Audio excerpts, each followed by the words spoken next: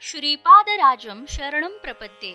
सद्गुरुनाथ परमपिता परमात्मा श्री गोपाल बाबा महाराज की जय.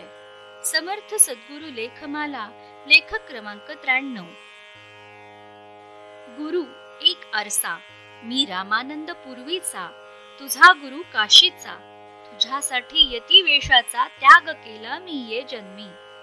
तू मागे केलेस कीर्तन, आता धरावे सदा मौन. एकाच ठाई बैसून शरणागता उद्धरावे. मीही जाऊन सेलूत, सवेच होतो समाधिस्थ.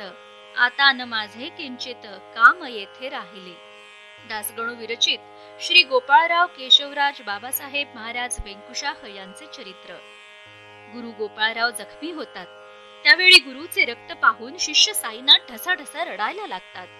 त्यावेळी गुरु शिष्याला दोघांचेही स्वस्वरूप उलगडून दाखवताना सांगतात की तू कबीर असताना मी काशीतील तुझा गुरु रामानंद आहे.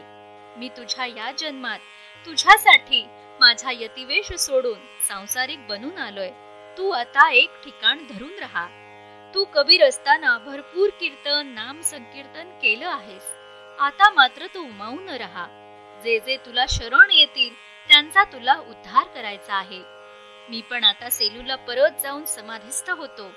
माझं अवतार कार्य पूर्णतः पूर्ण झालं आहे.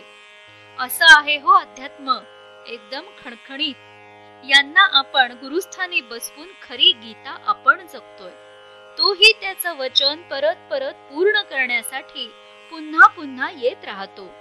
कधी तो संन्यासी होतो आणि शिष्याला संसार करायला लावतो, तर कधी स्वतः सांसारिक होतो आणि शिष्याला संन्यास घ्यायला लावतो.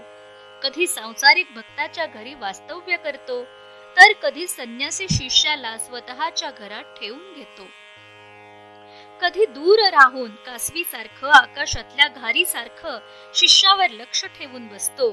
शिष्याला मोठेपणा देतो. शिष्याचा संसार स्वतःचा संसार असल्यासारखं सगळी ओझी वाहत बसतो. हिराचंद गोपालचंद कोठारे. दिगंबरा दिगंबरा श्रीपाद वल्लभ दिगंबरा.